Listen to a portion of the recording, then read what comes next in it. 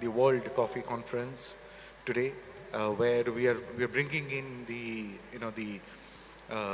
know-how from the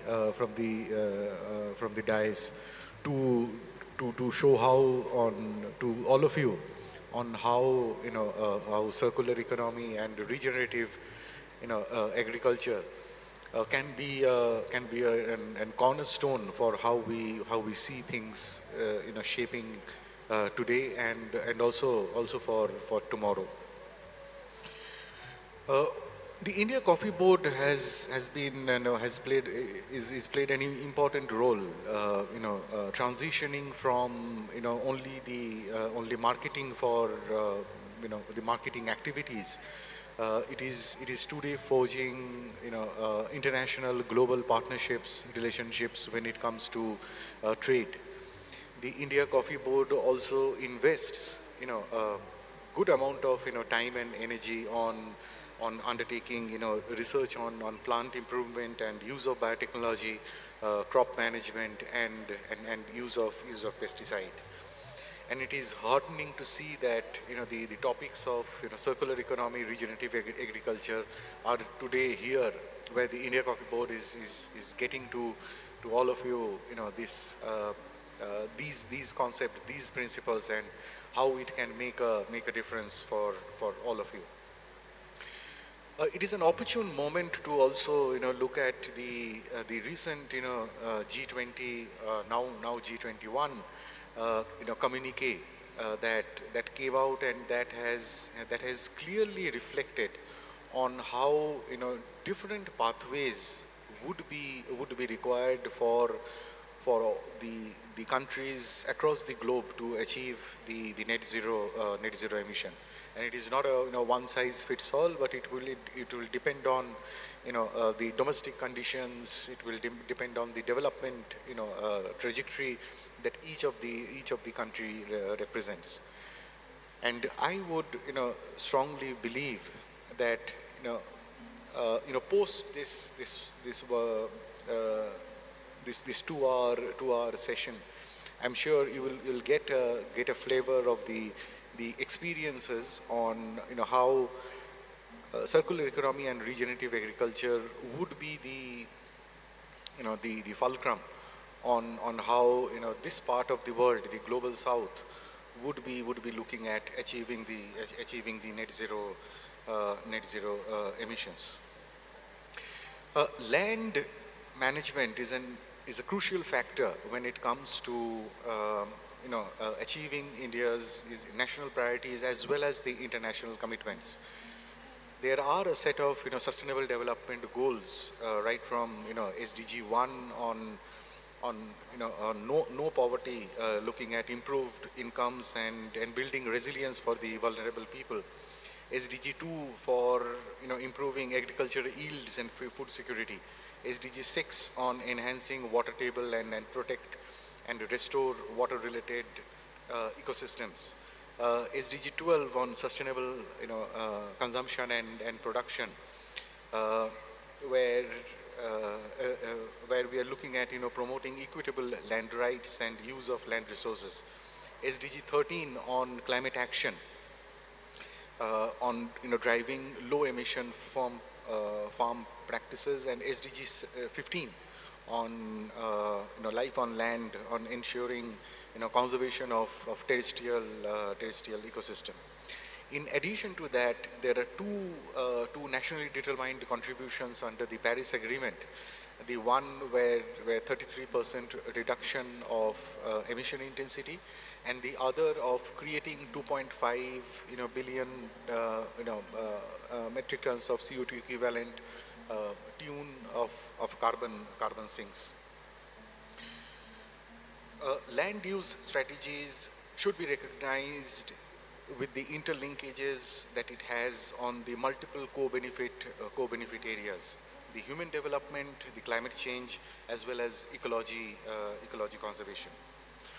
For the Indian coffee sector, this becomes very central to the growth agenda for how the sector would be in the days to come.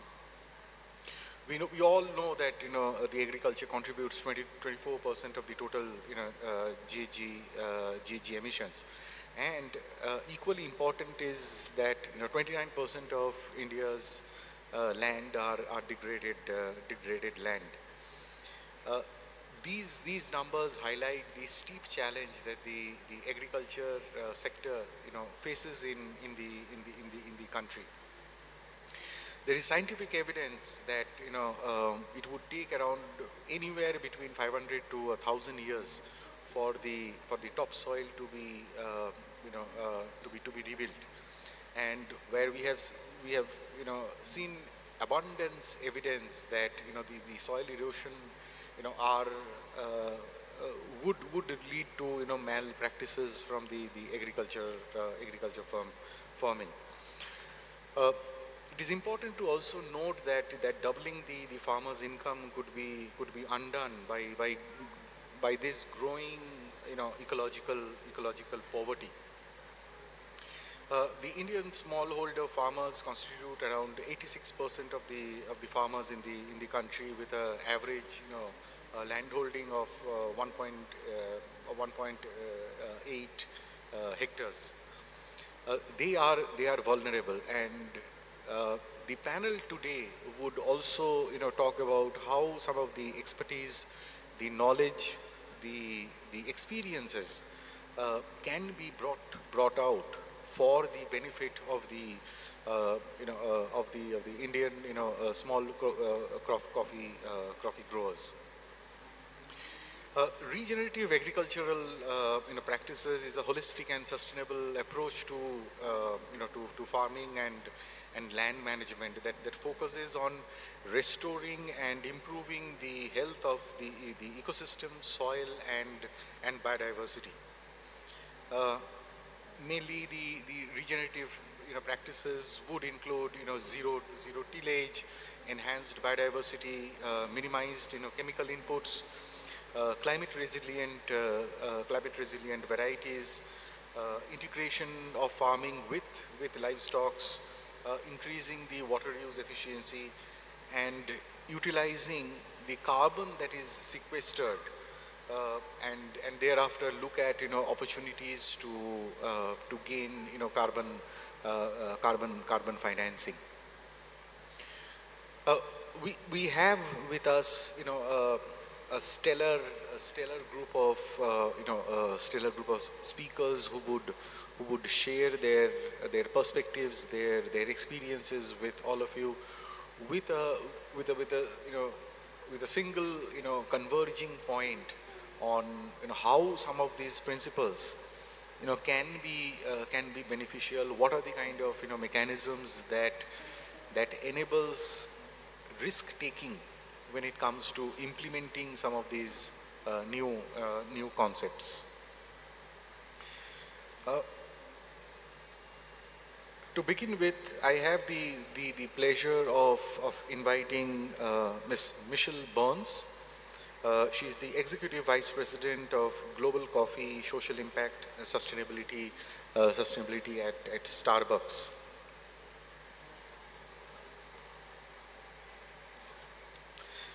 Michelle, drives the company's strategies to support a thriving business powered by thriving people for a thriving planet and communities, always with coffee at the core. She leads a global team of industry experts responsible for sourcing, developing, and roasting coffee, advancing coffee R&D, and innovative farming practices. She is contributing more broadly to Starbucks culture. She is the executive sponsor for Starbucks Indigenous Partner Network and serves on the board of Starbucks Foundation. Ladies and gentlemen, Ms. Michelle Burns.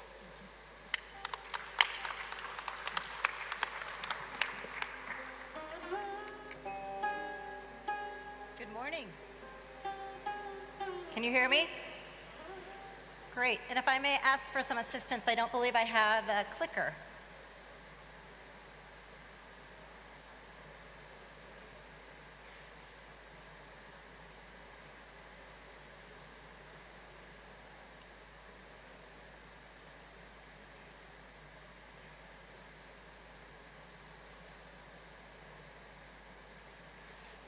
seconds. How's everyone doing today? Great.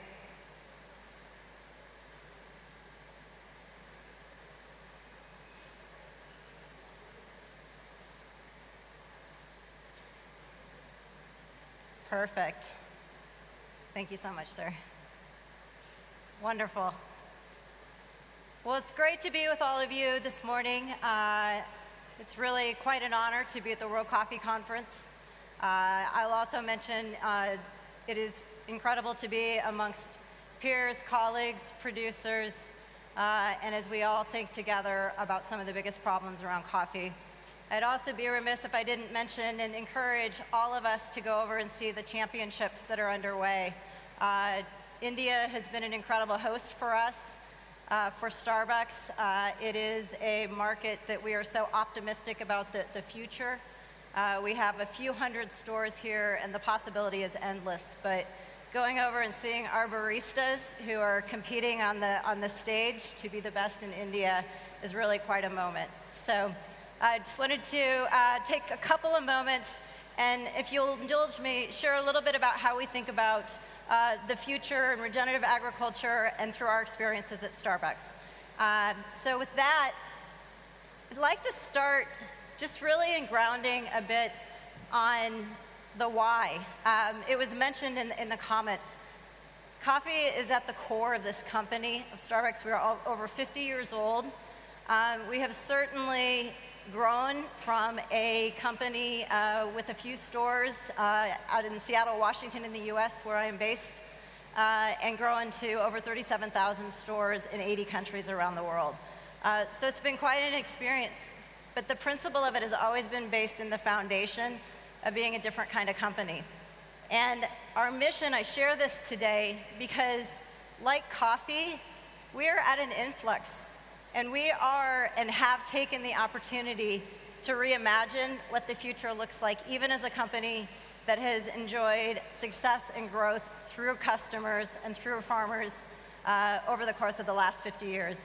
So this context is around really what brings us all together is humanity and human connection.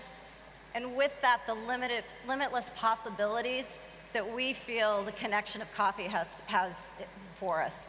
But the reason I wanted to share this is I wanted to share something that I think demonstrates why we're all here, and that is our promises. And rooted in our promises, this is the first time as a company in 50 years that we have had promises. We've pulled together 3 of those promises that come into the center of who we are as a company at our best and what we stand for. And the base of that was so important to over 400,000 partners was for the first time to very overtly get the voice of the farmer right into our promise. So if you look at this and you see really a promise for farmers, a promise that we give more than we take, our environmental, and certainly how we contribute positively to this. Now, this has always been in the foundation of the company for many, many years, but this overt approach to this demonstrates to us that this is all integrated and all interdependent. So I share that just as a little bit of backdrop as I kind of take us through the journey about how we think about this. And it's really, how do we think from the first 10 feet to the last 10 feet and everything in between?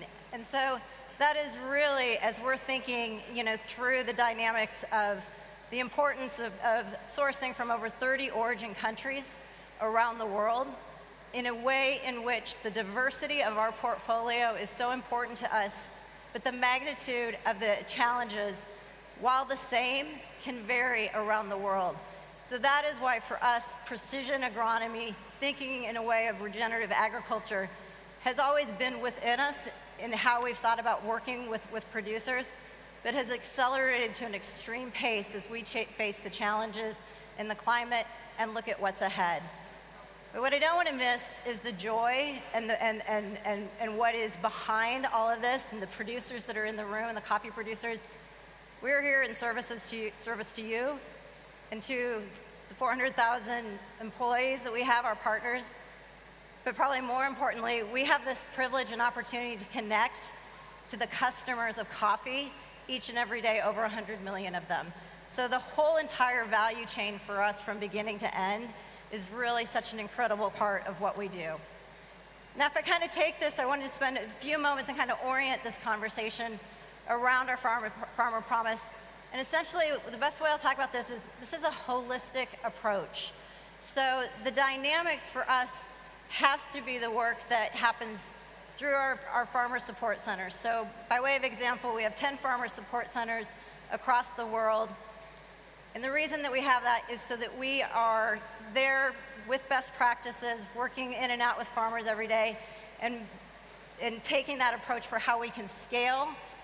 We know the greatest opportunity for us sits in the soil with the fertilizer, sits in the management of the waste, and these two areas of component really just continue to centralize to us as we think broadly on the agronomy side, but it doesn't stop there.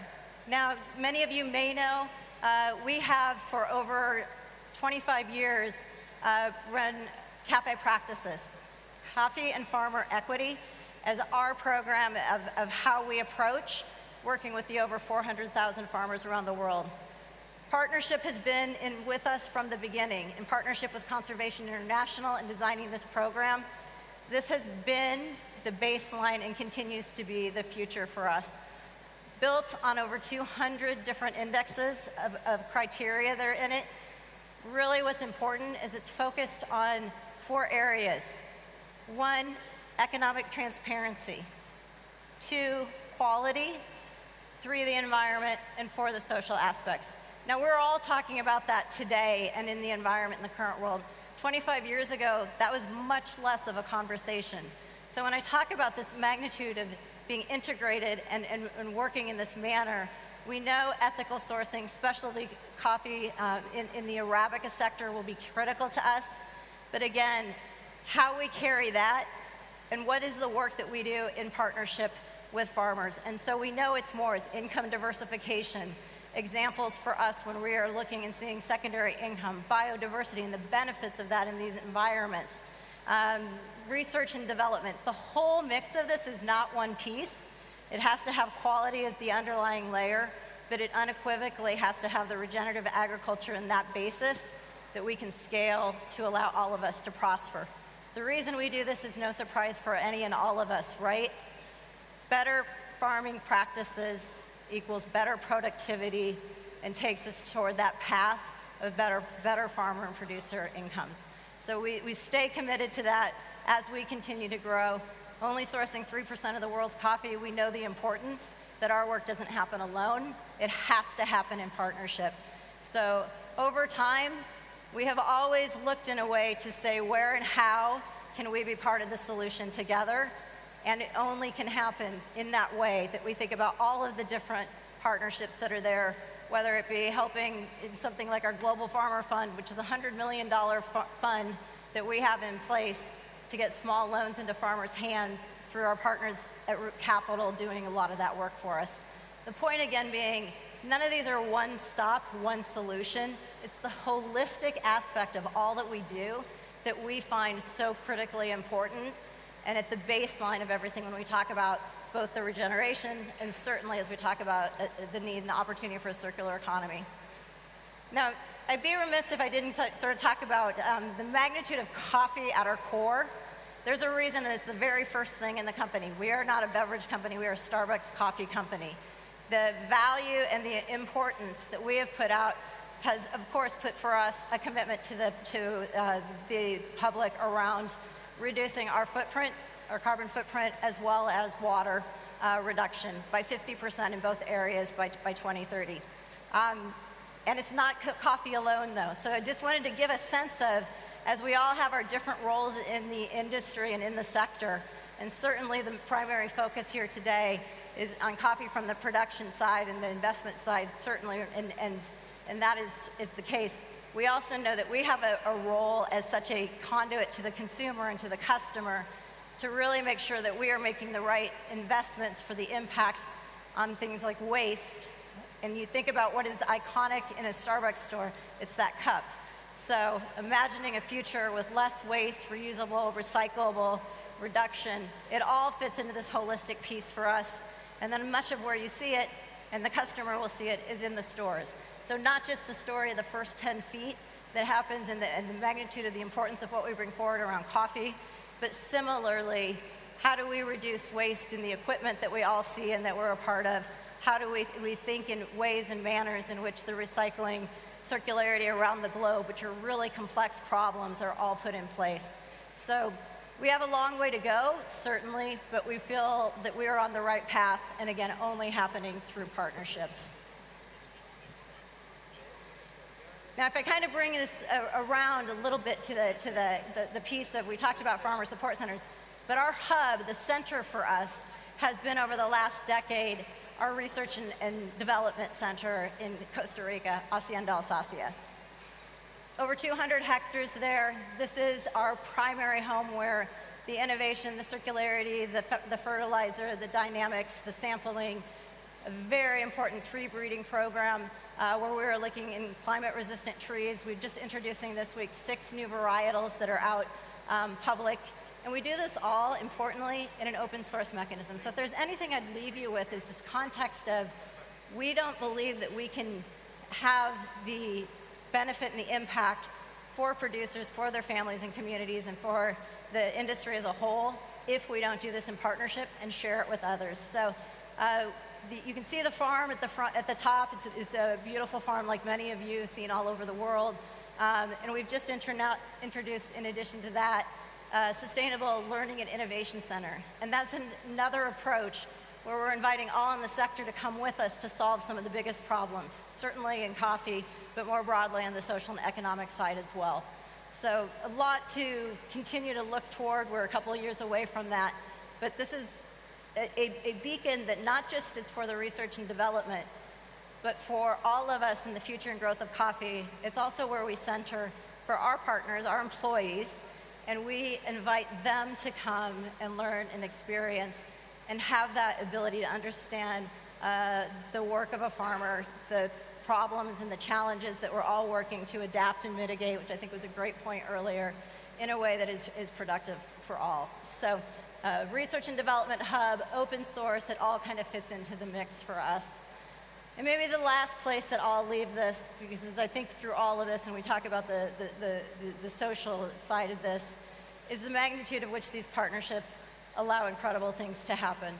I was recently in West Java with Mercy Corps, and you see firsthand where loans that we put into place are building secondary incomes and enabling women and their families. A lot of investment. We've always been strong in how we think about women and girls' empowerment. I don't think there's ever been a more important time to get women's voices, not just into coffee, and there's support there, but much more broadly across the business environment. So amazing work that goes on each and every day, because we know that our responsibility is certainly to ensure that there's a future of coffee for all, but through that, it has to ensure that there's an experience for the customer each and every day that allows all of us to continue to have the outlets that are necessary and important for us to be able to continue to lift up the special, unbelievable, passionate, important piece of what is coffee and the role that it has around the world. So with that, I would just like to say thank you so much. We've hit on a few of the different areas in which we have put our approach in. But if I leave you with something, it's just that importance that these aren't one solutions. This is a holistic, open source environment for all of us to continue to consider and be a part of the future. So thank you.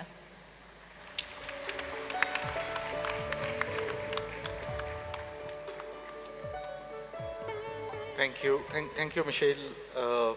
Your talk on holistic support to the farmers, to their families, on soil protection, on farming, and economic prosperity is always inspiring to hear. We move to our second speaker, Dr. Harald Fredl, the CEO of Green Leadership. Harald has been serving with the Austrian Minister of Climate as a circular economy accelerator in 2021 and 2022.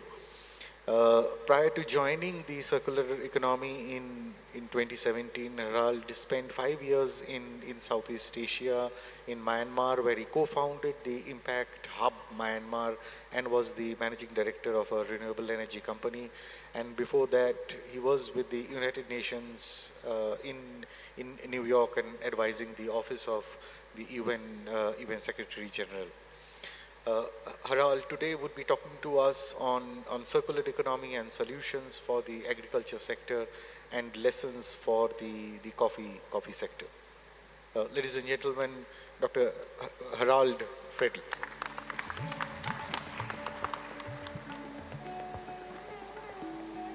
Thank you so much, Chair. Thank you, Michelle, for also bringing the topic up, where the journey has gone in the last years. I remember about 4 years ago, I got a call from the company that produces all your coffee cups. And they asked me, and I was then in Amsterdam, and they asked me, so how can we produce a circular coffee cup? And I realized how far the journey has come over the last 4 years in this sector and in many other sectors. And I'm also happy that Professor Pauli is here, because he reminded us yesterday, it's nice where we have come, and it's not enough. So I think it's good to pat each other on the shoulders. It's fantastic that you're all here. And the only way, I think, how we can be accountable to each other and say we have made a successful conference is to say we are all embarking on action around circular economy and regeneration. So good morning to all of you. Thank you for listening to this esteemed panel and all the people who have come. And I invite you to really collaborate on solutions for the future together. And I was thinking about the minister, Her Excellency, who was standing here yesterday and giving a flamboyant speech about Green India and what the government is doing. And I think I wish sometimes a minister in Europe will be as passionately speaking about the circular economy and regeneration. And he was talking, and I've written it down for myself, about the concept you have here in India about Fenty Hui coffee. I hope I pronounced this correctly. And he said it's when you start to mix the milk with the coffee powder together, and then something beautiful appears and you really can enjoy then the product of a new mix. And I thought it's a bit symbolic what I hope this conference is. That you mix up new ideas, that you come up with new partnerships and new allies. It's a piece of knowledge that I'm going to bring back to Europe and where I'm working, so we can make a lot of new alchemy happen and new collaborations that can inspire a new future. And I think we need actually alchemization and some miracles, so we can still make the turn towards a better future. I have put on the slide here at the beginning, we did a research a couple of years ago, how circular actually is the world economy, or most countries. And the shocking figure that came up was the world is only 7% circular, which means if you are an eternal positivist or an activist like myself, we have more than 90% room to improve. 90% is the way or the amount of the resources we are wasting every single year. The interesting thing is the circular economy has become a new paradigm. Only last week I was discussing circular cement. It's now a very important paradigm in the cement industry. We're discussing circular cars, how we can bring circularity to bikes. I also discussed circular diapers last week.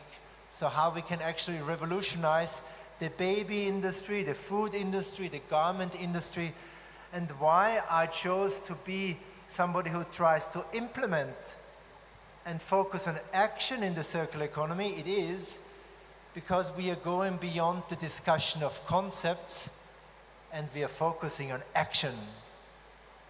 In the year 2023, if you take one thing away, the circular economy is giving you in your organization, in your company, in your city, in your region, or in your country, a very clear roadmap on how you can implement action. let's not talk 80% and act 20%, but let's turn this around as a new paradigm for 2023 and beyond. Let's act 80% and chat 20%. So I have been doing this, as the esteemed chair said, as a circular economy ambassador for my own country. I have worked in many industries with hundreds of startups and business leaders, and always with a focus on driving action. This morning, we discussed with the global leaders of the industry on the private and public side, and it's something I've been writing about online, which became viral. Let's just spend 1 minute on the understanding what we are talking about. The linear economy is still what we are functioning in. It's still the scheme of work that many companies and countries are set up to work. But we are trying to move to the rest. Yes, a recycling industry in the coffee industry is super important, and I see when I read the reports of certain company strategies, that's always the first target and focus. Let's try to move from a linear model, at least, into recycling the waste that we are producing. And I applaud everybody who is doing this truly. It's not a judgment. But in this day and age, in this year 2023, we have to focus on the next step. We have to implement the next step, and this is a circular and regenerative paradigm. I find it amazing that the topic of this conference, of India as a host country of the ICO and with its partners, says we want to bring sustainability through circular economy and through regeneration. That's what we see when we enter this conference. These are big topics, and you are very brave. You have embarked them, you are a pioneer, but let's accelerate together. So a circular economy is embracing everything around collaboration, new business models, data to close loops, because we are trying to avoid waste altogether. Waste should be a word that we don't use anymore, but we use and focus on resources. Waste in that process can always be gold, an ingredient, a useful resource in a second process. You never know, you just have to find the right partner. So let's phase out everything that is linear, because it has served us to that moment, and it has produced a lot of negative consequences on the environmental side, on the social side, but also, me being an economist, on the economic side. So we have, as Günther also said yesterday, we're losing out on a lot of potential. So the coffee industry would be well advised not to only look at how you can drink coffee, but how you can use coffee in all different ways. I told you you're not alone. Every industry I work with says we're in a very difficult time right now. And that's true. The coffee industry is facing a lot of challenges, and so is the cement industry, so is the aviation industry, so is the shipping industry, so is the metal industry, so is the chemical industry. It's the same story everywhere. And you have fantastic partners with ITC, with UNIDO, the UN agencies, all the civil society organizations and NGOs that are willing to engage with you on a pathway of change. And you know what I like about circularity? It's not about doing a little bit better or a little bit less bad. We want to do fundamentally better. And sustainability in circular economy is a very selfish choice. If we do that, you are future-proofing your company. That's why, and I'm putting up a couple of the headlines of the last weeks, companies in the cement sector, big CEOs say now circular economy is the biggest business opportunity of our times. Companies like Google are running accelerators specific for the circular economy. And what you hear out of Silicon Valley is that it has been the accelerator with the biggest interest of any accelerator Google has been running. There are African countries putting hundreds of millions of dollars now in making the circular economy a reality. And I know India has been very active about shaping a vision around that. So let's really shape that vision with the agenda, with the topics, and with the stakeholders that are already working on it here in the coffee sector. This is, and you will find it online, the impact ladder for circular economy. Because often we are faced and we are confronted, and experts ask us, what should we focus on? Is it recycling? Is it reducing the input? Or is it that we are using the materials at the longest time possible? And all of these strategies we need. All of them we need to reduce the negative impacts we have seen environmentally and socially, and to come up with the new paradigms for the future. Why? Because the system and the policies will change dramatically over the next years. I liked, and looking at the colleague from Eurobarometer that is sitting in the audience, who presented his facts last evening. The coffee sector is seeing a lot of growth. I was struck by the fact that there are as many coffee shops now in China than there are in India. And the coffee industry is an industry that has a lot of trust because people want to continue to invest in it. A research agency called Gartner says that 2029, which is only 5 to 6 years away, all supply chains globally will have to be circular. Why? Because policy-wise, the circular economy will be the only economy that is allowed. There will be no more policies that allows waste. As societies, we can't afford it anymore. So my advice, let's start now to embrace that concept fast. Let's enable and let's embrace the circular business models that we see upcoming everywhere. The fact that product as a service has been embraced and has been documented as a billion-dollar business opportunity should give us a lot of optimism that we can bring about the change. The sharing economy as a new paradigm for the new generation that is enabling a consumerism of the future. That we should truly design products that last for a long time and are trained and are there to be repaired, and definitely at the end of the life cycle not use any resource. As I said before, waste should be a word that we leave in the 2010s, that we should at least leave in the year 2022 and we don't use anymore.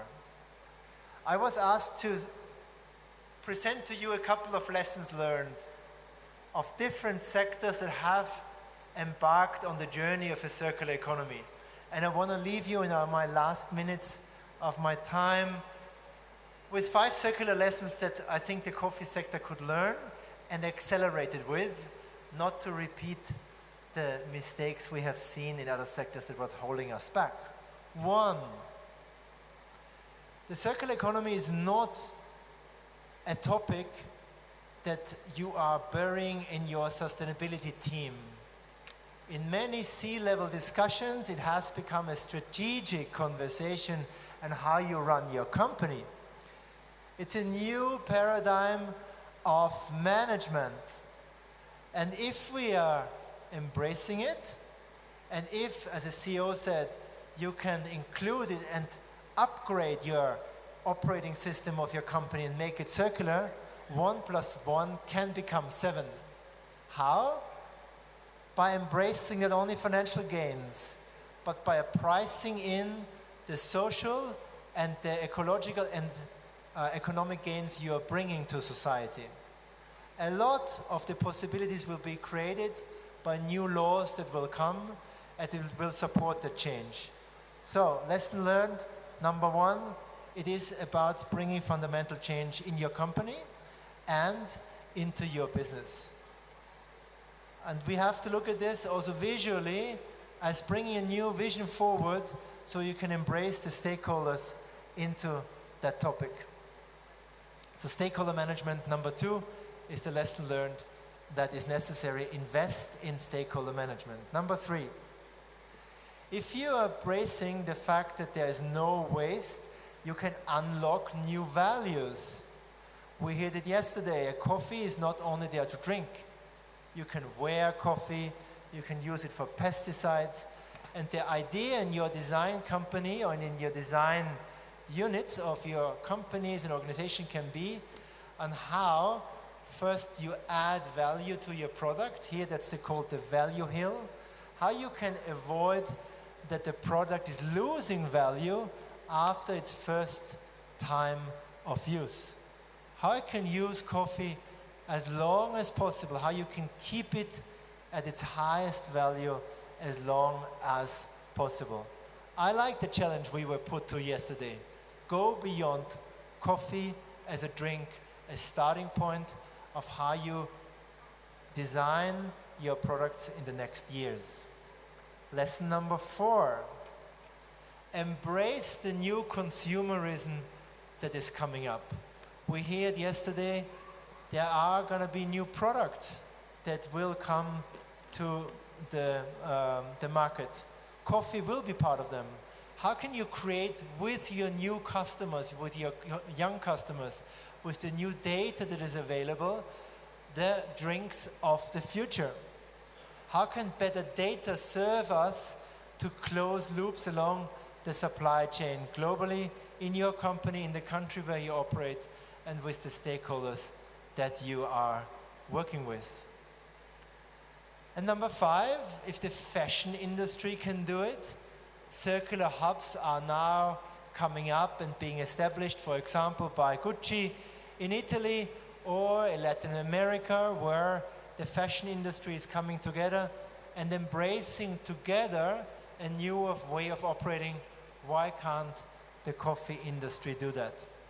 And I give you a little insight, because some of the key and big players came to us and said, we're talking about Zara, and we're talking about C&A, and we're talking about H&M, and they all said and acknowledged, we can't solve the problem alone. So our answer is would you be open to talk behind closed doors in a trusted place, how we can solve the root causes together? And finally, when we opened up a trusted conversation behind closed doors, we started to actually address the topics that we are aiming for solving and changing in a circular economy. So I invite you to embrace and think about a couple of these lessons learned so we can bring accelerated change to the coffee industry that I believe can be truly spearheading the change we need to see around circularity and regeneration in the next years to come. Thank you so much. Thank you, Harald, for igniting all our minds to say that waste is a term of yesterday, and to embrace embrace the circular business model, to translate our know-how to show how on how if the fashion industry can embrace circular hubs, so can the coffee sector. Having heard Harald talk about some of the lessons from the other sectors, and looking at the implications on the coffee sector, we would now like to invite Mr. Mario Cerruti.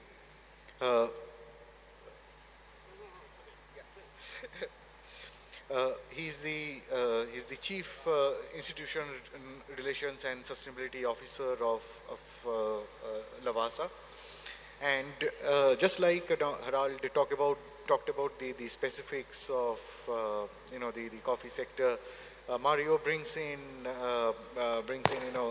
great experience of having worked in Lavazza since 1986, where he's currently the Chief Institutional Relation and Sustainability Officer and Secretary of the Lavazza Foundation.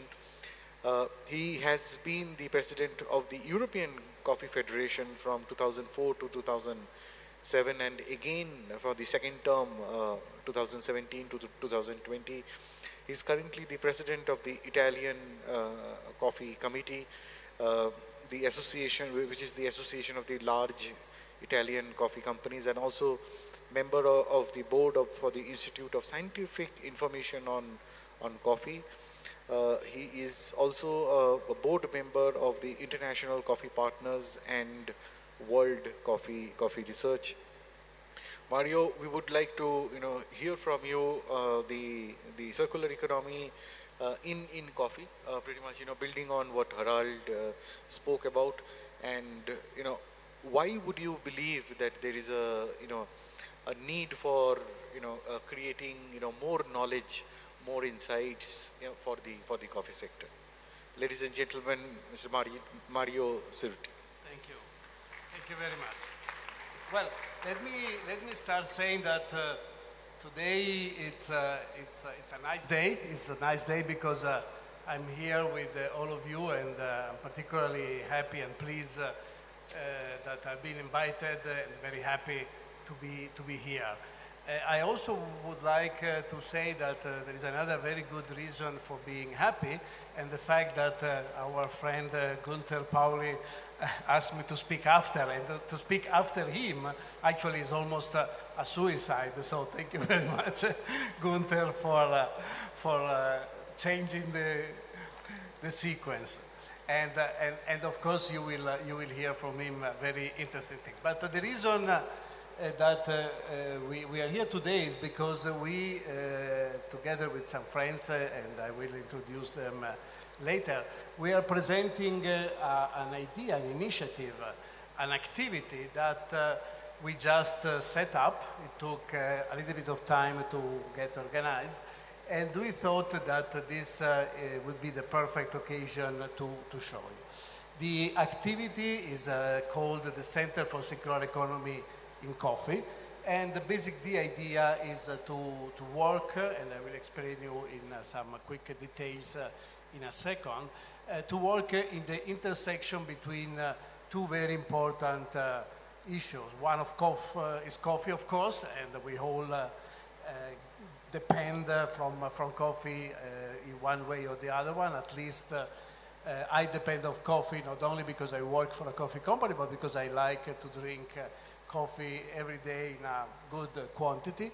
And of course, the other good reason is because the circular economy, as already been said, is getting more and more important as a concept. And so the idea is basically to work in the intersection of these two areas. I don't know what is the director, but there should be a presentation if you would like to start, just to quickly guide our conversation. I don't, do we, oh, here it is, perfect, thank you very much. So, can we move? Here is just the presentation, Center for Circular Economy in Coffee, and you see, but we will explain a bit later, the starting partners, the founding partners involved. Can you, yes, this one? Yes. Okay, so I'm not really reading everything because you will have the presentation in the documentation, so if you have an interest you can go into additional details. But basically this is Torino, is our city, and is where the center is based. Okay, it sounds a bit silly to repeat in a naive way what has been said in a much more, let's say, in professional way, but basically the idea is really to move from linear to circular, which has said, already been explained. But the idea is really to do something to accelerate this transition. The transition is going already, is in us, is in the business. It's maybe for 29 it will be 100% of our business, but the point is that it's something that we already are experiencing every day more and more. And so the idea of this center is really to accelerate this movement. The activities that the center is going to do, there are basically these four areas that you see, but all of them in a way concentrate into one core idea that I'm going to explain you. The idea is that there are around the world many issues of activities, of projects, of ideas, of things. This one is one example that are in some way connected with coffee and the circular economy that are working or maybe not working. And so the idea is really to put together the know-how, to put together in one single place all the information about the good and the bad experiences and make this global know-how available for everybody. So in a way, it could be a positive incentive to follow something that has been done successfully in some other place, or maybe even to take some example that didn't really work well in a particular environment, in a particular place, in a particular scenario, and do the necessary change to make it working. And so as all the human activities, there is a learning curve, no? You know that you start, you don't know, and then you start learning, and instead of making 10 mistakes the first day, we do 9, 8, and so on and so forth. So the idea of this accelerator is in a way to make the first part of the learning curve, in a way, let's say, together, and so avoiding and making more quick to get the results, avoiding mistakes. Here you can see some of the partners. One is the one that I represent, is the Lavazza Foundation, and I just would like to underline the fact that this is the Lavazza Foundation, not the company, and the reason is to underline the not-for-profit approach of the initiative. And then we have a couple of universities that are named here, both coming from Torino, a technical and a more humanistic, food-related university. We have the International Coffee Organization, which is actually the, let's say, the big house where we all are. And then we have the International Trade Center and UNIDO, and our two friends there will explain later. We decided to have, as you can see, a very concentrated group of partners, but representing the private, the academic, and the public interest. And we decided to start quickly, and that's why we didn't lose too much time in having more starting partners, because we wanted to start quickly. But one point that I really want to clarify right away is that the exercise, the center, is for everybody. So everybody is welcome to participate, to provide putting information or to get information, and we will explain a bit later the role of the various players.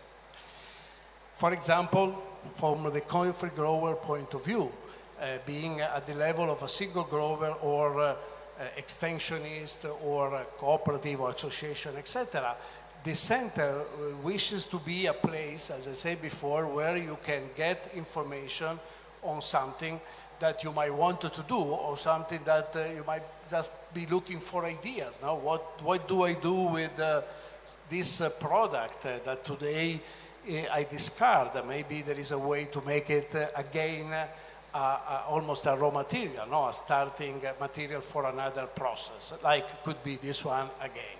So those are some of the ideas, but the coffee growers can also be that part of the chain, can also be an important supplier of initiatives of idea or something that has been made and experimented and it works, so why not sharing it with everybody else in the world in the coffee sector.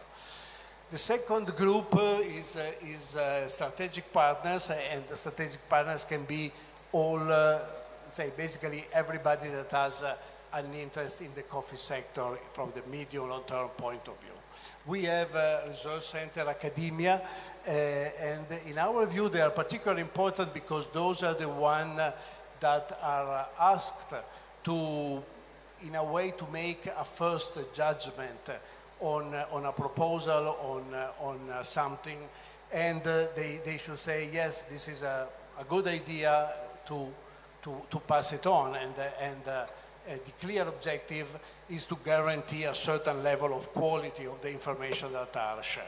And then we have the coffee roasters that, of course, have the idea to, the interest to use all possible ideas in terms of circular economy during the whole process. Here we didn't mention, but it's also very important, all the possible type of users, from the bar B2B owners to the normal housewives and family consumption people. Here is just a visual model how the platform will work. As you can see, we have in the big rounded cycle, we have indicated some of the major phases, but again, the idea is really the full value chain and logistic chain from the, basically I would say from the small plant, from the seeds up to the end when the final consumer has got the coffee from the beverage point of view, but then there are all the other possible uses. And every phase is basically kind of a tree, because for every step there are type of solutions and then single solution to enlarge. So as you can imagine, is virtually an endless collection of points of issue, and each one can be developed depending on the type of issue we are talking about. Can be developed with video, with audio, with numbers, with everything that is useful to be explained and adopted by the interested party.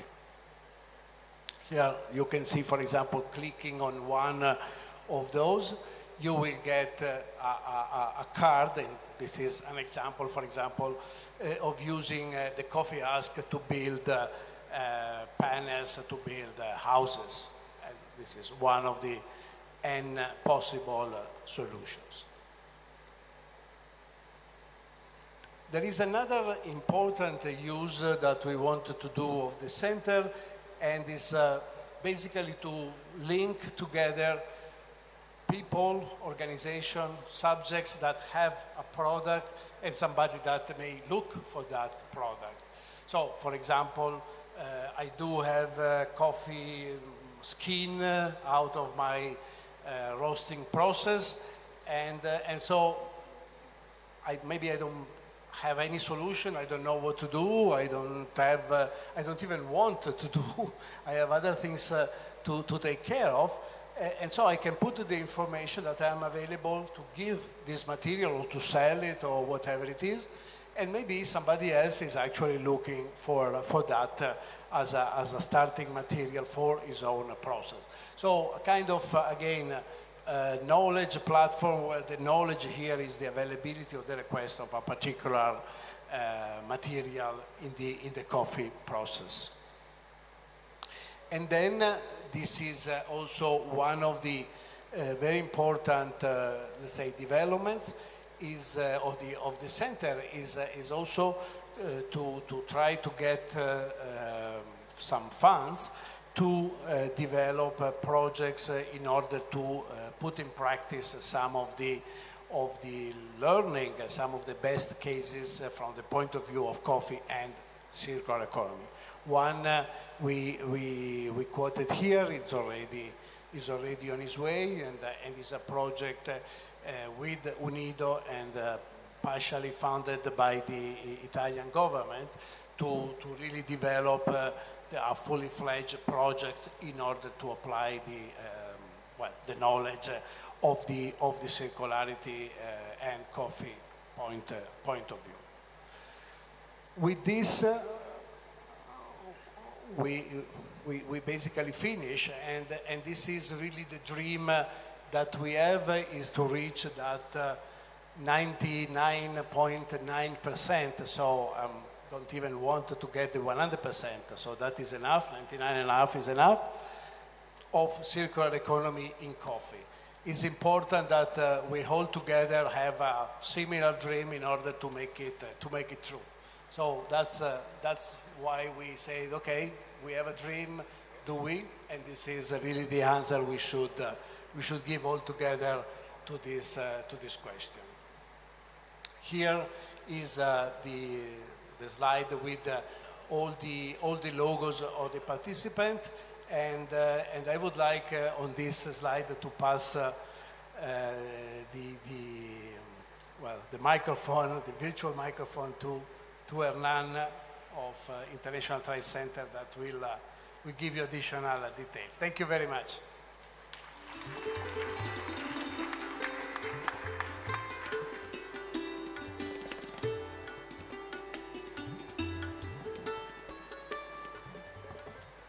Good morning, bonjour, bon dia, buenos dias. Thank you to the government of India, to the Coffee Board, to ICO, Executive Director Vanucia Nogueira, for the invitation. It is a pleasure for us, the International Trade Center, to be part of this forum, and we're very proud partners of the Center for Circular Economy, together with ICO, Lavazza Foundation, Politecnico di Milano, de Torino, and UNIDO, universities, private sector, international organizations, producers, value chain operators, corporates, all working together. Now, I also want to thank the India Coffee Board for the invitation. Among you here today, there are 20 plus entrepreneurs from Africa and Brazil who actually were received by the Indian private sector, by the Coffee Board, and visited what is being implemented on the ground by the private sector. Circular economy in India, in practice, in the coffee growing areas, in the SMEs, and exchange. They also brought cases and best practices of what they are doing in their respective companies. And this, in a nutshell, is one of the important contributions and activities of the Center for Circular Economy. Entrepreneurs learning from entrepreneurs, sharing, seeing the business model, the business opportunity, replicating and adapting. So one of the panelists spoke about, let's talk less, let's act more. I think we are in this process, but we need to do it together. I also want to share that through the ITC and the different partners here today, there is a coffee network. Now, it has a reach of 10,000 stakeholders, and with ICO, we even have a reach of thousands and thousands and thousands more of stakeholders. Now, when we ask the question to the coffee network, do you know about circular economy? Do you apply circular economy? And there was a much more thorough survey with several questions attached to it. Only 34% of the respondents, again, SMEs, farmer organizations, private sector, policymakers, institutions, only 34% of the respondents said they had an idea, and even much less said they put it into practice. So this also clearly shows the need not only to share information, share practices. I like the point, Mario, what fails and what works, right? It is also very important to adapt. It's also very important to generate the business case so that the companies can actually see the business incentive, right? And when I say companies, I'm also talking about farm organizations, SMEs, at the origin, but also close to consumption, and they can actually pursue that business case. At the same time, the feedback we receive is that within the coffee industry, within the coffee value chain, and we heard from FAO yesterday, but we also hear from the producer organizations, there is still cases of food insecurity, not across all areas and countries, but across some of the segments that are actually in coffee production. And we need to acknowledge that. We also hear that there is a need for additional incomes, profit. We hear that there is a quest and a need to add value. And again, I refer to a lot of the colleagues here from Africa, Latin America, the Caribbean, the Pacific. Value addition and income diversification with coffee and also with associated business products and crops is an opportunity. And finally, we also hear about climate change, adapting, making front to that, mitigating the impact. And of course, we hear, and this is a message that comes very strongly, about being more efficient and lowering the cost of production in coffee. Circular economy, the kind of activity that we are sharing and that you have already implemented, many of you are doing this in your companies, in your value chain, is an opportunity to achieve all of those. Food security, additional incomes, value addition, more efficient collaboration, and of course, efficient coffee industry that works for all. And this is why, as the ITC, we partner with all of you, and this is why we are here today. I also want to make emphasis to the fact that we can talk here, but behind each of the different products, ideas, innovations, there is an entrepreneur. There is a taxpayer that is actually providing funds through the tax so that we can provide and promote and partner for development. I want to show something that comes from West Africa, from Ghana. This is a coffee roaster that is working with several hundreds of coffee farmers. Yes, you hear it right, in Ghana with Robusta. And they are doing, additionally to their coffee business, for the local market, for the export market, coffee detox scrub, cosmetics, right? And you must say, oh, this is a very simple product, how do we scale? But I would say, this is a very good start. This is a way of additional incomes of using byproducts of coffee. And I invite you to interact with the different entrepreneurs here present, because they are already doing, they're not waiting for the center. They're not waiting for us in development. They are already doing all of this. The question is how we partner, all of us, to provide scale, so that it's not 1 or 10 companies, but the thousands of companies that come up with these products. SMEs, farmers, agripreneurs are essential. Youth, in particular, plays a key role, and we must also look into this as one of the activities of the center. Now, it is not enough, right? And here comes also the need for public sector. Policies are extremely important, and we have here a lot of very good examples from the different governments, but also the European Union.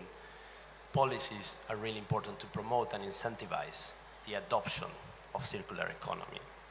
And so are institutions, because a lot of the learning happens between entrepreneurs, but also happens because you have national support institutions, research and development that partner with the private sector to do that.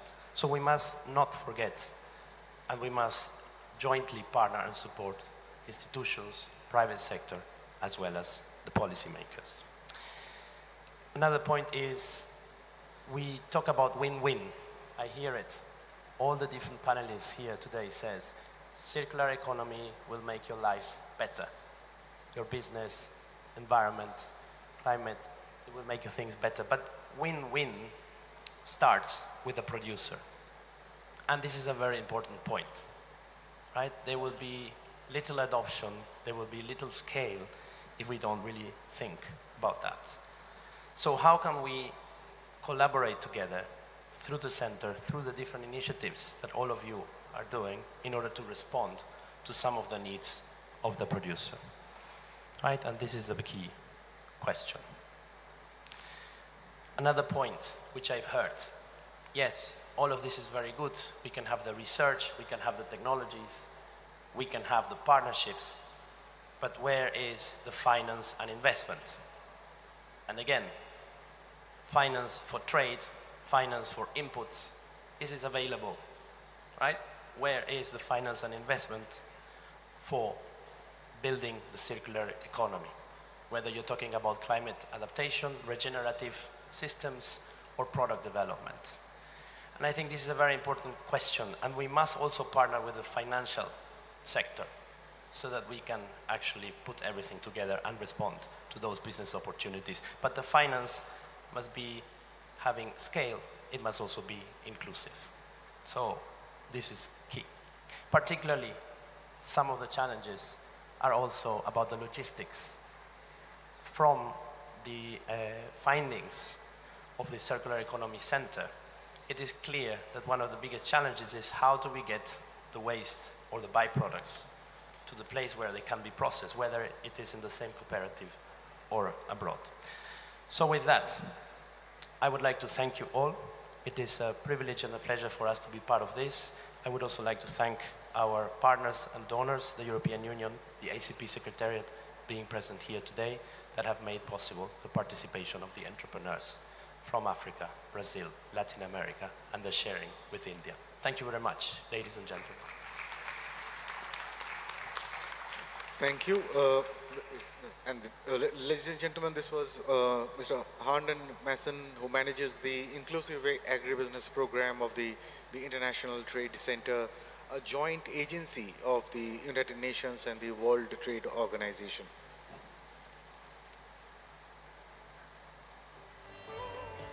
Well, from the center's perspective, we will have Mr. Andre DeMarco. Is the project manager representing UNIDO. He currently manages the UNIDO's technical assistance projects in the African continent for agro-value chain development with a specialization on the coffee sector. He is shaping public-private partnership programs as part of the UNIDO partnership manager. He also works for a number of international public and private stakeholders. Andre, ladies and gentlemen. Thank you. Thank you very much, Chairman. Ladies and gentlemen, distinguished guests, first of all, allow me to thank all of you and the WCC organizers for enabling such an intense dialogue around the circular economy.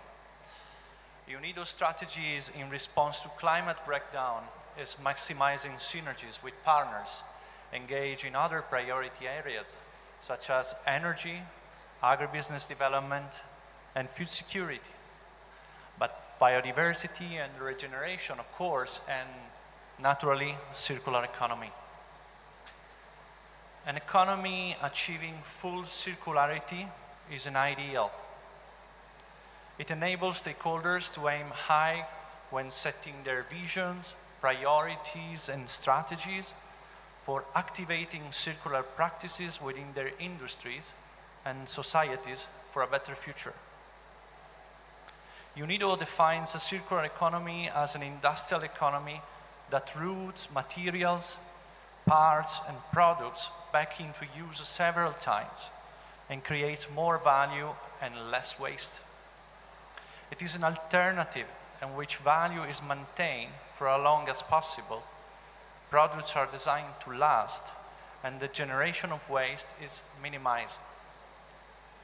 For a business and a value chain perspective, the circular economy is not only environmentally and socially beneficial, but it is also economic beneficial. It also provides multiple economic opportunities. UNIDO is a champion within the UN system in piloting technical cooperation programs in circular economy. Many UNIDO projects already address various building blocks of a circular economy. Some projects support resource efficient and cleaner manufacturing of products. Others help to develop safe and easy to recycle products with longer lifetimes. And still others deal with the regeneration of resources at the start and at the end of the product life. Ladies and gentlemen, UNIDO sees innovation as a key to progress toward circularity through an integrated approach based on technology transfer and capacity building, access to finance and impact investments, and climate resilience and regenerative practices. But how to do that? In this context, UNIDO encourages multi-stakeholders engagements and public-private partnerships. UNIDO strongly believes that public-private partnerships are conducive to coffee value chain integration, especially to engine innovative solutions for implementing the 2030 Development Agenda. UNIDO works in partnership to improve sustainable value chain operations and build a circular economy.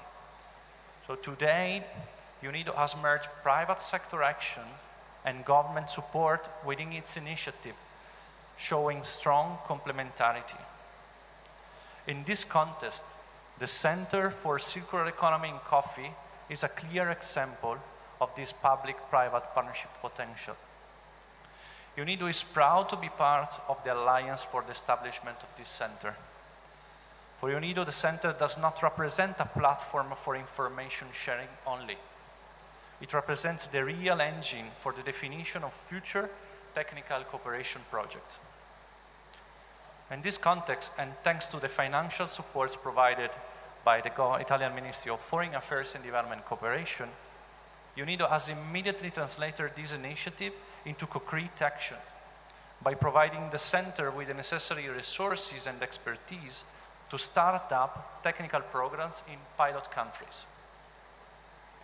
The project will also allow the center to create an international knowledge network aimed at promoting sustainable coffee supply chain and circularity to a public-private partnership approach.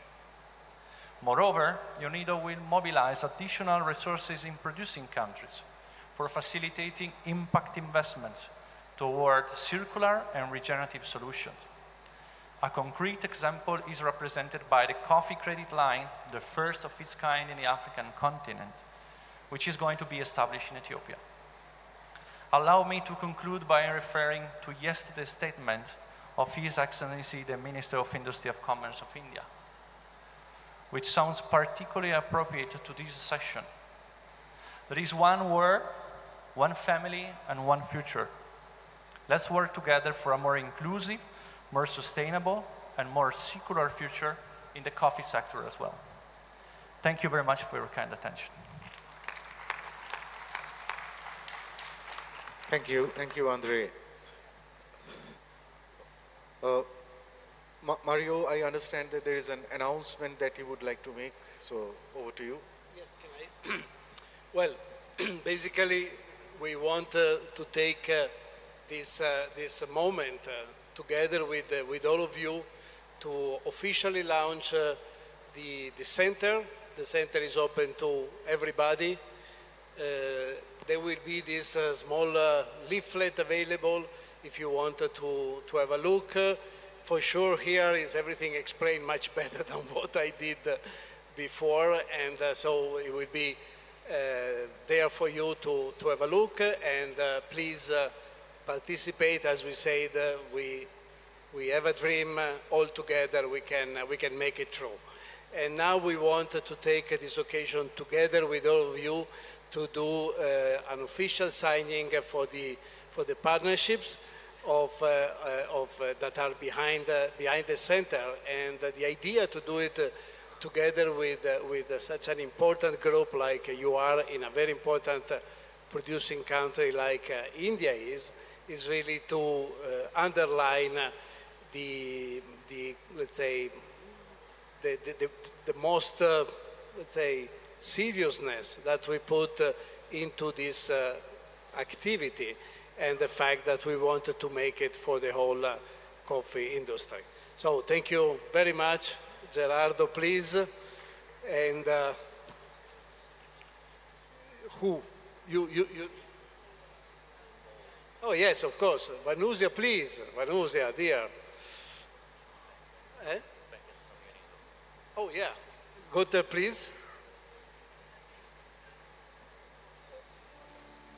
Where is he? Aziz? Oh, yes, it is. Okay. Ci mettiamo qui? Okay, so we put here, we wanted to take a picture all together.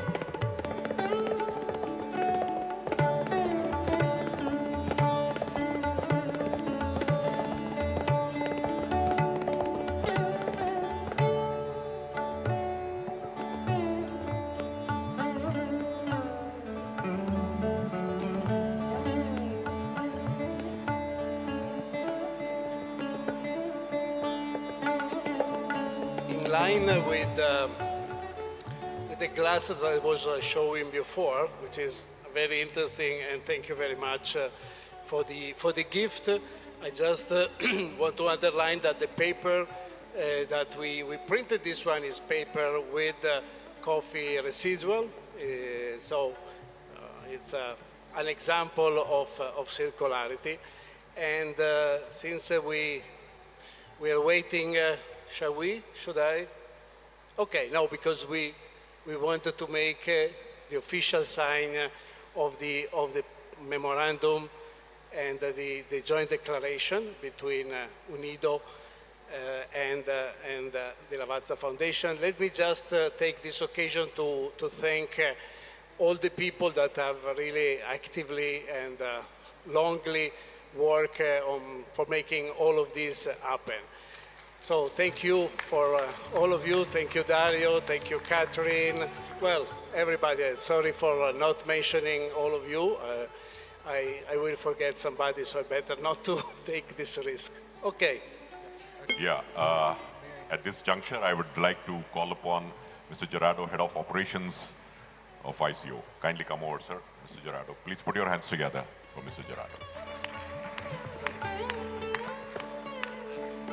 I think the announcement has already been done. We just witnessed this agreement between UNIDO and the Lavazza Foundation.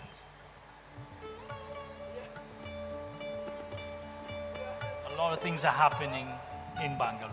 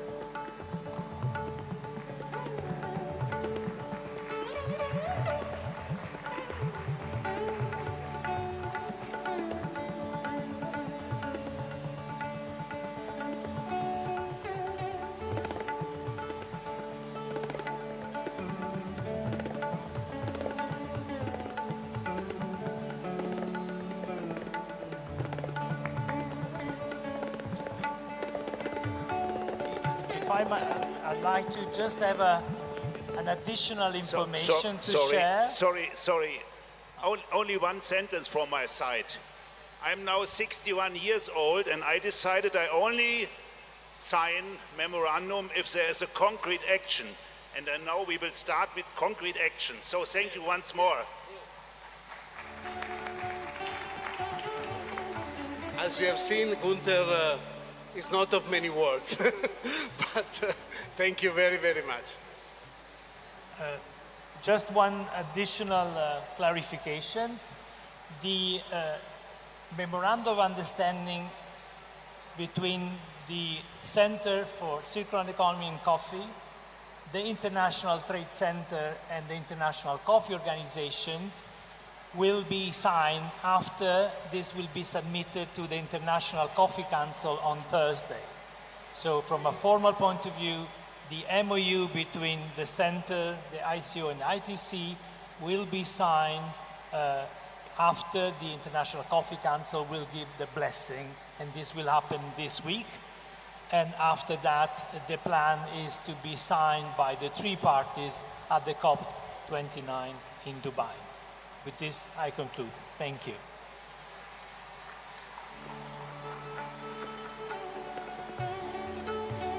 Thank you, and that's great and exciting news, new developments that have happened as part of the World Coffee Conference that all of us are so proud about. We saved the best for the last, and just like we heard about how the Center for circular economy in coffee would engage with academia, with the private sector, with the public sector, with global stakeholders. It does as part of its formative years, and as it grows, the sphere of influence, the inform and engage, would be things that all of us would be participating and experiencing. I take this moment to introduce to our to the brightest star today on the stage, Professor Gunter Pauli. And before many of these things began, and he has been an ambassador that would deal with skeptics every now and then. Very early in the 80s, during a major economic crisis, he led a think tank to identify high growth sector service companies in Europe. In 1990s, he created a think tank to prepare for the Kyoto Protocol after building and operating the first green factory that applied the zero emissions concept, popularly known as ZERI. Professor Pauli also set out to accelerate the solutions that he describes in his landmark book, The Blue Economy, a Club of Rome report translated into more than 50 languages. All of us have known, have heard Professor Pauli, talk about how biomimicry, how 3D farming can revolutionize the way we think, act, eat, and do things. Ladies and gentlemen, Professor Gunter Pauli.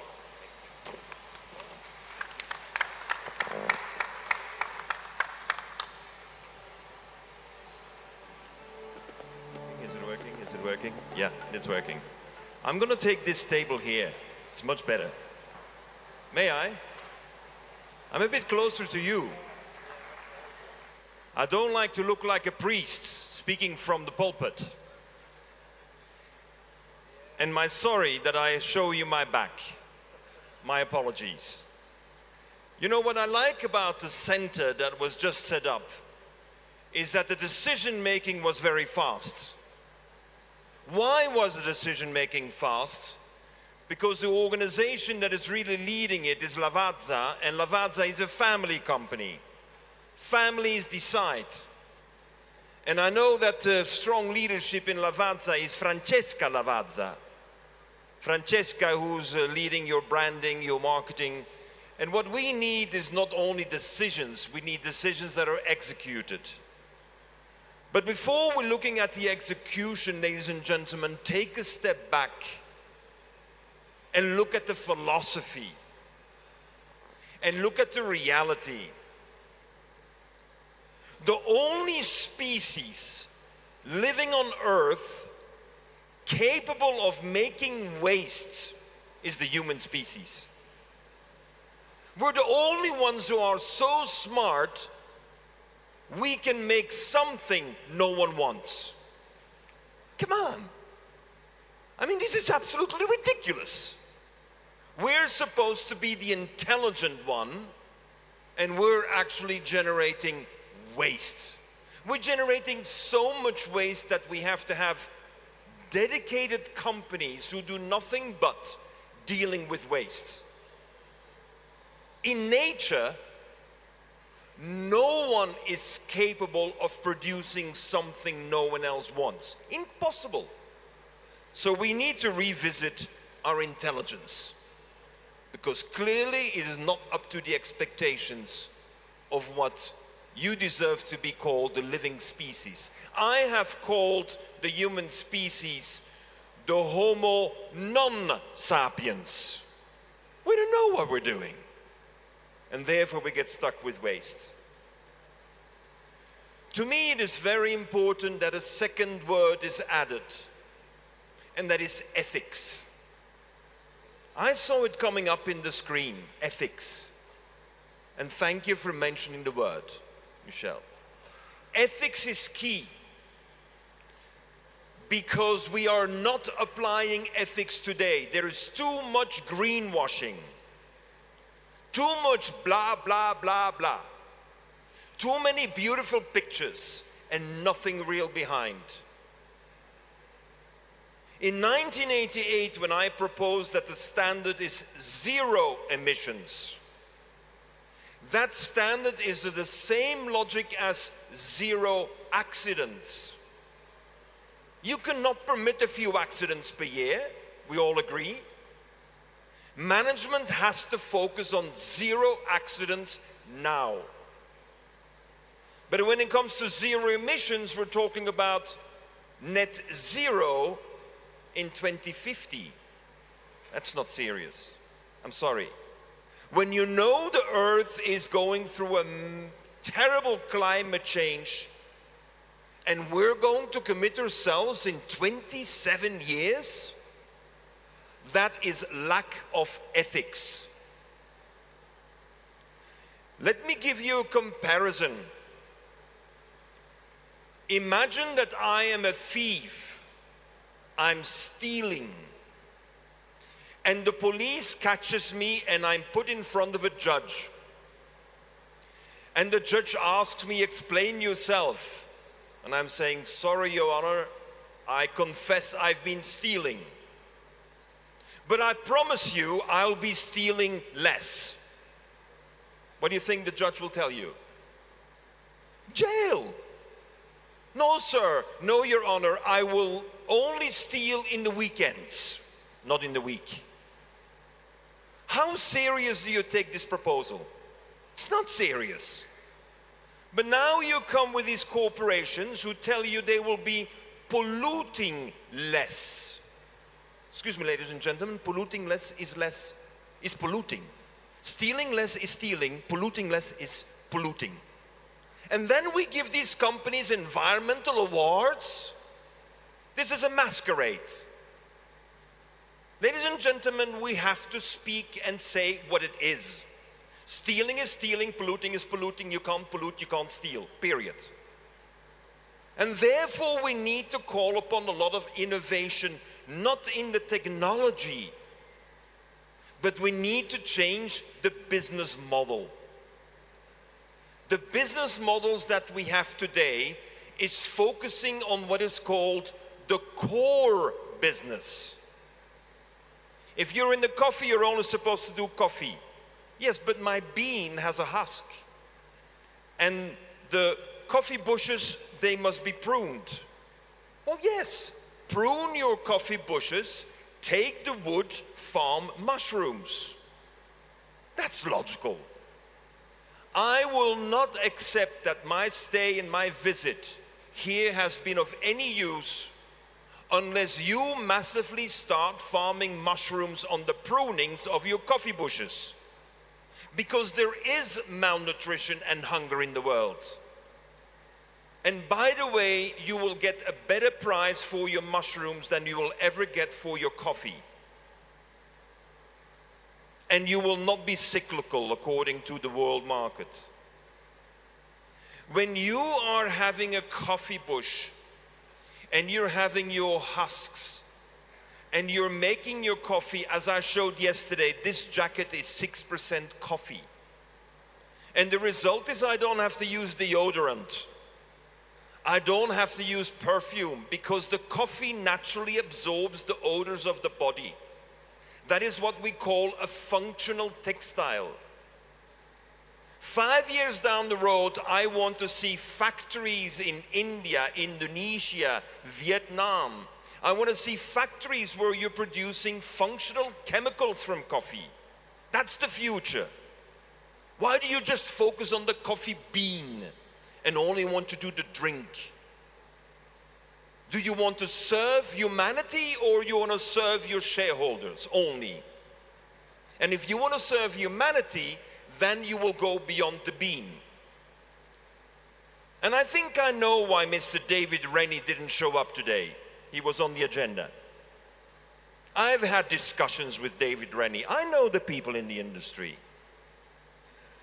I had proposed to David Rennie that Nestlé, with the Nescafé, they have millions of tons of coffee waste. And I proposed that from their factory in South Africa, we would be able to produce millions of tons of mushrooms. How can you refuse? I said to David, you're in the food business, right? Nestlé is chocolate, is coffee, is Kit Kat. You make a lot of products in the food business. And you know what he told me? Oh, but I'm only in the coffee business. I cannot decide for any other business. I'm not in the mushroom business. And Nestlé as a board group decided 25 years ago that they're not going to do mushrooms. Although they could produce 1 million tons of mushrooms, providing healthy food without cholesterol to millions of people. So I went on a crusade. I don't give up. I went on a crusade, and guess what? Nestlé in Zimbabwe is now buying the mushrooms from the 4,000 women farming the mushrooms on coffee waste, and Nestlé buys the mushrooms to make a broth. And the broth they use for their instant soup they're selling. It's the biggest selling product in Africa for Nestlé. Is not the coffee, is the instant soups. Now, instant soup provides instant nutrition. And we're convincing Nestlé through practice on the ground in Zimbabwe that we can make the broth from the mushrooms that is grown on their coffee waste. Nestlé is now shipping the coffee waste from South Africa to Zimbabwe, and we're farming. We're employing thousands of women. And we have a very simple deal with Nestlé. You only buy the best mushrooms. Because the price that Nestlé is prepared to pay after it was approved in Côte d'Ivoire, in Ivory Coast, through their research center of being the good quality with the right nutrition, afterwards, they buy the best. That means that 20% of the mushrooms are now given to the women to fight malnutrition in Zimbabwe. Ladies and gentlemen, this is what I call sustainability. This is livelihood. And this is where we can use the power of marketing of a multinational like Nestlé to get the soups out in order to get their waste reorganized. It's simple. Why don't we do it? Because too many of the people in the business have gotten an MBA, a Master of Business Administration. And we've all been brainwashed that we must focus on one thing, core business, core competence. No, livelihoods are not core business and core competence. Livelihoods is working in an ecosystem where the community and the family is central. And where fighting poverty and malnutrition must be your priority. Ladies and gentlemen, if you look at this bottle, is it half empty or half full? I'm sorry, the question is wrong. Why? Because this bottle is full with water and air. And the problem is, if you're a core business person, you only look at the water and you forget to know that what you know, there is air in there. So the bottle is full with water and air. Look at the air. Try to live without air for 5 minutes, you will feel it. Now, this is the problem we're having with this core business strategy. It's too much focused on the bean. It's too much focused on the drink. We have to go beyond it. And we need to look at it in the ecosystem. When I'm at a coffee farm, the first thing I ask is not, are you shade grown? Because if you're not shade grown, to me, you cannot be ecological. Coffee farming is by definition shade grown. But shade grown is not my real worry. How many different trees are providing shade? My research, and I have 3,000 researchers at my availability, our 3,000 researchers came to the conclusion that in order to have a biodiversity in your coffee plantation with trees, you need minimum 72 varieties of trees. 72. So when I see someone saying I'm shade-grown coffee with one tree, forget about it. It's not sustainable. Why? Because we all know that the coffee needs pollination. And the pollination depends on the bees. And the bees in a monoculture of one type of tree with one type of coffee, with only 2 bloomings per year, the bees cannot thrive. Ladies and gentlemen, the bees is an integral part of the ecosystem. So when I'm in Latin America, I work only with the Melipona. You know the Melipona? The stingless bees, the tiny bees. The Melipona is the tiny bee that doesn't sting. You can take the queen and put her in your pocket. She will travel with you, like the Incas did, like the Tairona did in Colombia, like the Kogi still do today. What happened to this little bee? Well, we had these MBAs who were calculating the efficiency of the Melipona. The Melipona also lives here in India. It's the Gane. Indians, you know the Gane? The Gano? You know you have them here as well. Why have they been eliminated? Because there is an obsession with productivity. And we look at productivity of the bees in the beehive. And the Melipona is a small bee in small beehives, only producing 200, 300 grams of honey per year. But if you would calculate the productivity of the honey for the weight of the bee, it's the most productive bee in the world. Only we use the wrong statistics to prove the point. We're saying the beehive needs to have 20 kilograms. And I'm saying the little bee produces more honey. Now for Meliponas, which is part of the biodiversity, which dramatically increase pollination, which we know increases your harvest. Therefore, you need to have 72 different trees in your forests. If you don't have them, the Melipona can't survive. So your biodiversity helps you to have higher productivity. And instead of calculating your income per hectare, How many bags per hectare? Stop calculating with a false yardstick. Calculate the total volume you can generate of revenues by having this biodiversity. Third point that I would like to raise is water. We know that an increasing number of coffee farms have to irrigate. That is not normal. Coffee is always very successful in regions where there is sufficient water for the coffee bush. Either you have taken a genetic variety that is not adapted to the ecosystem, and therefore you force it on the ecosystem by adding the water and the fertilizer. Or you study the varieties of coffee that are adapted to your ecosystem, and then you will have to perhaps supplement your water provision of the ecosystem by going into a partnership with a plant that is ideal to grow with coffee. And that plant is a grass, and that grass is called bamboo, la guadua.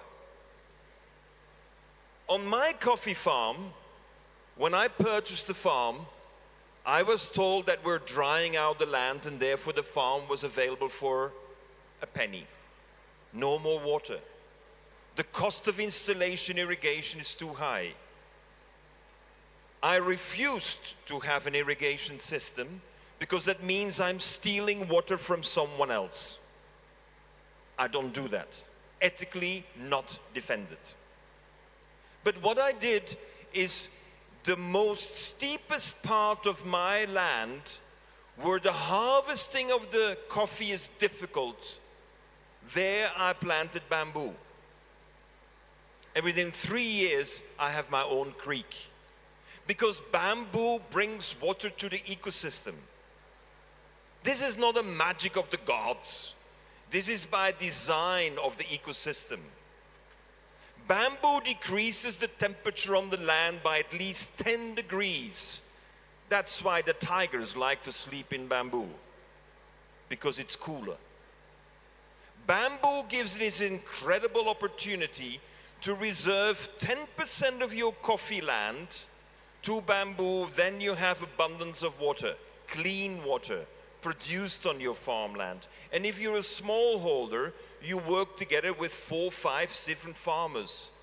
My piece of land was only 4.5 hectares, enough to create my own creek with my own bamboo, giving water all year round.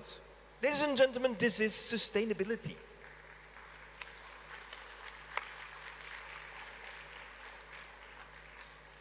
We need to look at the sustainability through the eye of the ecosystem. When I mentioned about the garment and the coffee in here, that's a functional chemical. For that, you need nearly a national policy. You need large investors, because a factory will cost you $100 million. But in order to get your water production going on your farmland, it only costs you time and bamboo. But when you are growing the bamboo, don't only look at the bamboo because it's a beautiful grass. Bamboo, on top of that, is a beautiful product. In the year 2000, I constructed the largest bamboo building in modern history at the World Expo in Hanover. And there we had 6.4 million visitors adoring bamboo.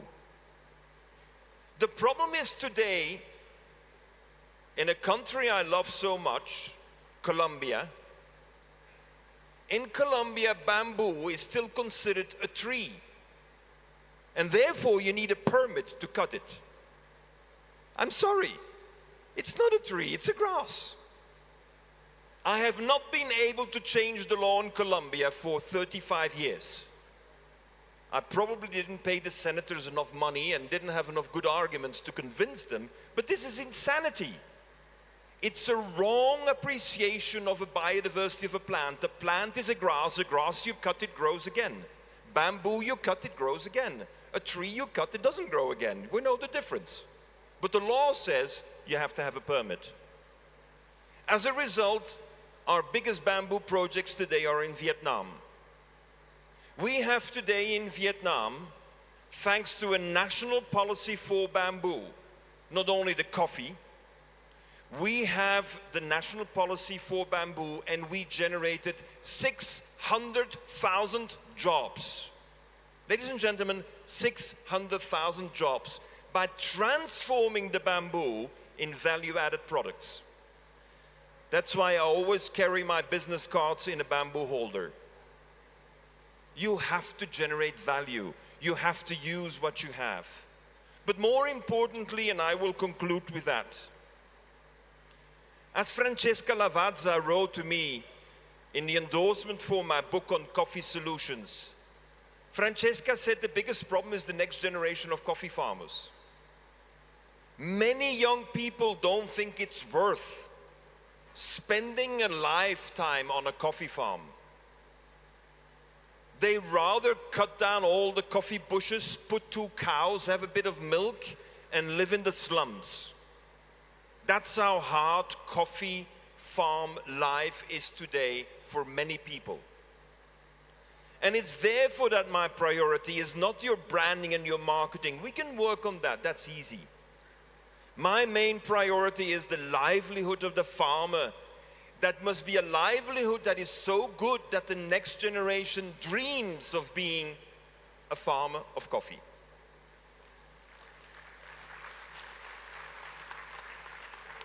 And that coffee farmer will be doing bamboo. That coffee farmer will have all the kids playing with the bees that never sting. Because those little meliponas and ganos don't sting.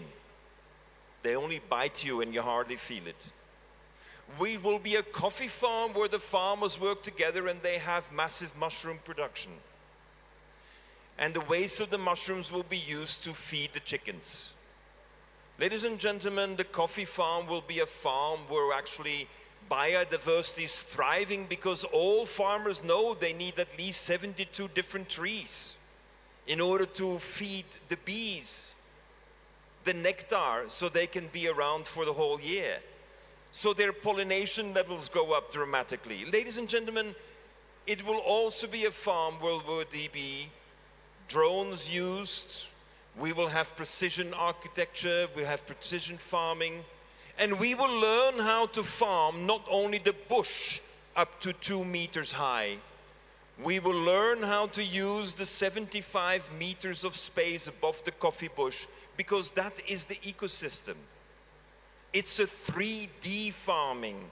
It's not per hectare, it's per volume around, because when you have coffee, you have an ecosystem.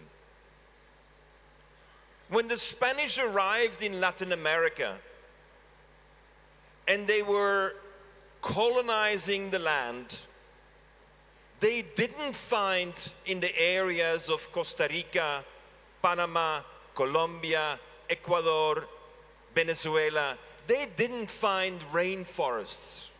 The rainforest of the Orinoco and the rainforest of the Amazon was further south and further to the east. The Colombian highlands, the Ecuadorian and the Peruvian highlands were bamboo forests. Ladies and gentlemen, the Spanish came and they saw something they had never seen so massive before. But what they realized is that the bamboo left a tremendously fertile soil. If you leave bamboo for a life cycle, you will have 26% of carbon in your soil. Ladies and gentlemen, you know what it is? 26% carbon? That means your productivity beats whatever precision agriculture has ever invented today. Because no one imagines today a 26% concentration of carbon. And that is the reason why, while we have learned in our farming that we need to rotate the crop. Ladies and gentlemen, if you're a coffee farmer, you are thinking that where you have planted, you will only do coffee for the rest of your life. That is not how ecosystems work. The marriage of the ecosystem is not just the trees. Where most of the coffee is farmed around the world, bamboo and coffee are brothers and sisters. And that is why We need to look at the family of the plants as much as the families of the trees and the families that live of the land. Ladies and gentlemen, I hope that I have woken up the entrepreneur in you. I hope I've woken up the child in you. Because a child, when it starts to play, doesn't say, let me write a business plan. Let me do the schedule for the day. A child thinks about it and feels that it's time to play. And even if the child doesn't have the tools, the child will still play. It'll invent the tools. Coffee is at that stage. If you do more of the same of what we've been doing for the past 250 years, I wish you good luck. I'm not going to be there.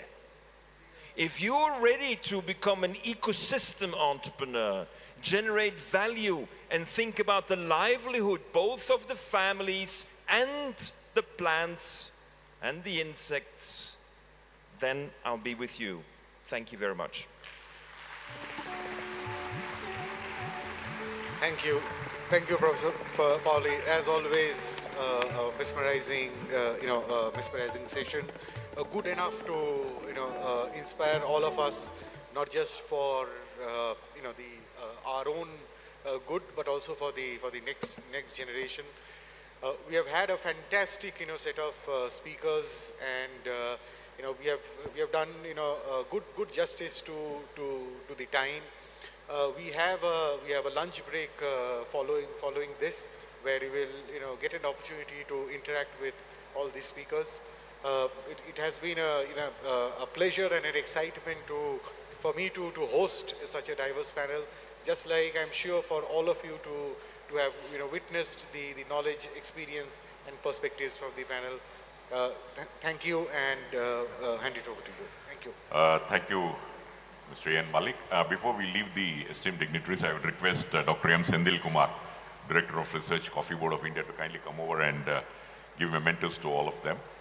All of you are heading towards lunch. Please note that there will be one session here at 2:30. There's another session at the seminar hall, and registered workshop delegates will have this session at the workshop hall 1. I would request Dr. Sendil to kindly give a memento to Mr. A.N. Malik, the chair of this particular session.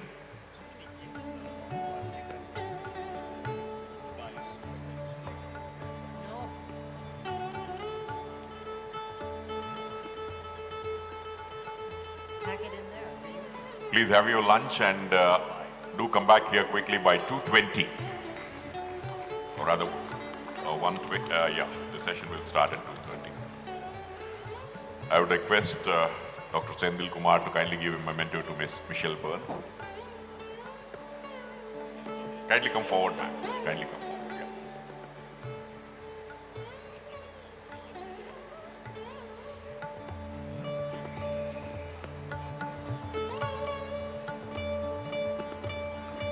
Thank you very much, Ms. Michelle Burns, for your presentation. Dr. Harold Freidel will now receive the memento. Dr. Harold, CEO of Green Leadership. I would request to kindly come forward, sir.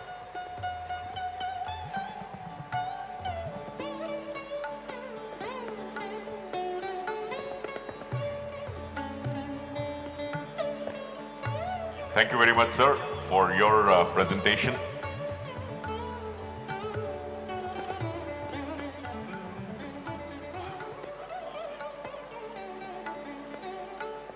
Next to the inspiring personality, Professor Guntur Pauli, the economist of Blue Economy. Kindly come forward, sir.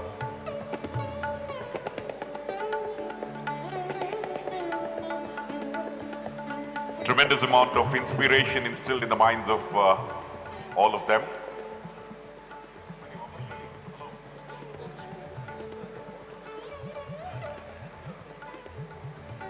Next to Mr. Mario Cerruti, the Chief Institutional Relations and Sustainability Officer, Lavazza Group.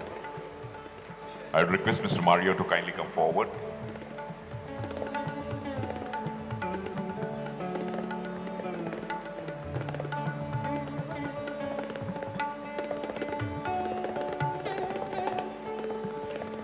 also to Mr.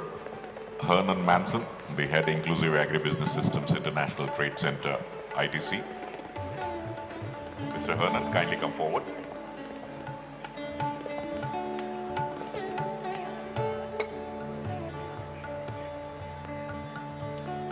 And also finally to Mr. Andrea Di Marco, Project Manager, United Nations Industrial Development Organization, UNIDO.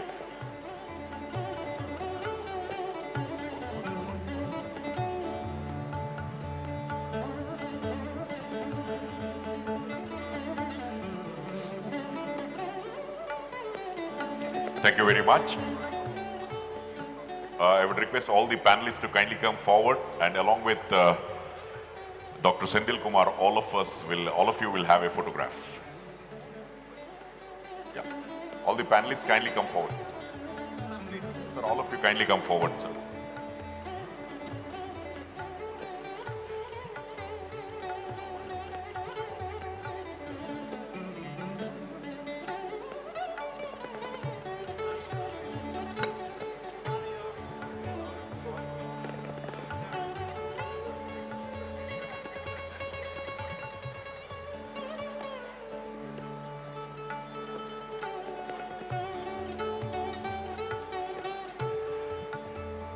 Well, ladies and gentlemen, as the photograph is being taken, please note that in the same hall, we have a session on financing mechanisms and opportunities for the coffee sector. And those who are interested in this session, coffee quality and specialty coffees, can move to Seminar Hall 1. The display boards are very, very clear. And in case of any difficulty, you can always talk to our colleagues from the event partner, Active. And also, there is one session, the registered delegates for the workshop can move to the workshop hall 1 at 2:30. There is everything brewing hot and cold. So enjoy your lunch and do head towards the hall which you are supposed to go at 2:20, 2:25, so that we'll start the session at 2:30. Thank you very much. Have a great time.